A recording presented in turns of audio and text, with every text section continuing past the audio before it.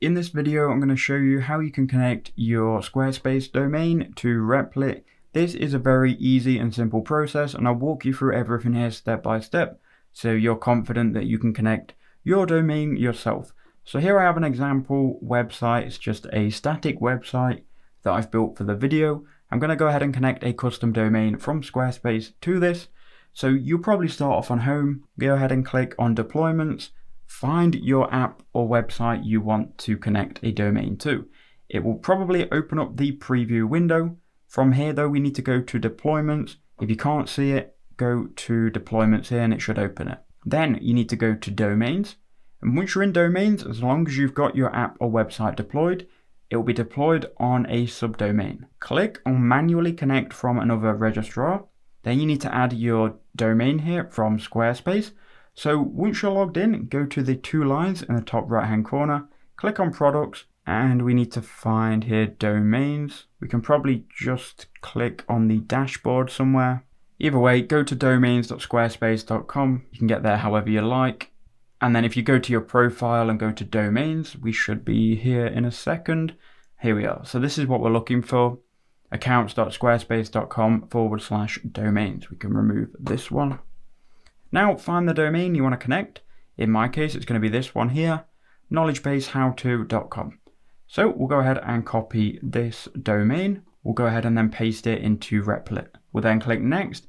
And all we have to do is add two DNS records. We need to add an A record and a TXT record. How do we do that? Well, it is very, very easy. So once you've clicked on your domain, you're in the back end. You can then go to DNS settings, and then you need to go ahead and scroll down to custom records. If you've got any existing records like me, click on the trash can icon, just confirm that you are who you are and delete both of these records. I'm going to do that now. Okay, so now they have been deleted. We've got no custom records. So now we'll go to add record, and we now can add our own records. So we need to add an A record. Host name is going to be @ and the actual value is going to be this here. So copy the value, which is this IP address here. Then you go type A record. The host you want to type in @, and then for IP address, paste that in here, then click save. That should then add that very easily. So there we go. Now we can do the exact same thing for the TXT record. So we've got here TXT @, then we'll copy this here, this record. So we'll go add record, again on custom records. Should only have two once you've added it. So then you go type, you go TXT.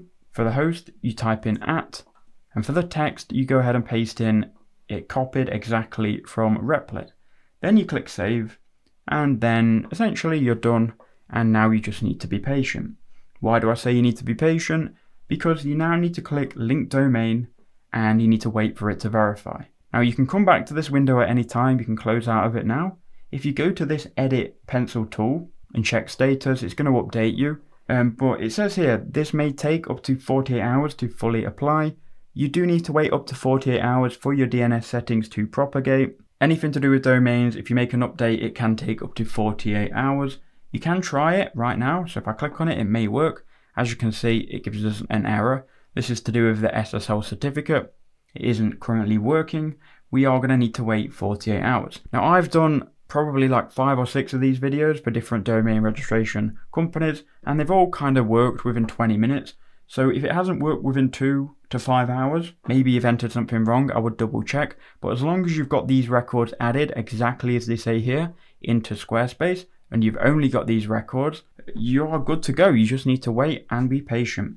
2 more things that you can do actually. If you just go ahead and copy your domain, so let me just copy it from here.